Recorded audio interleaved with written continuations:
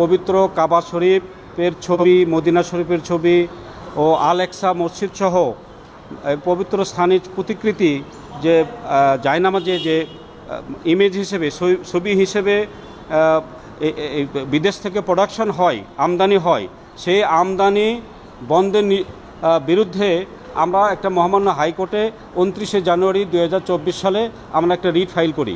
সেই রিটের প্রেক্ষাপটে সেই সময় শুনানির পরে মহামান্য হাইকোর্ট বলেছিলেন যে আপনারা ফার্দার একটা অ্যাপ্লিকেশন দিয়েছেন।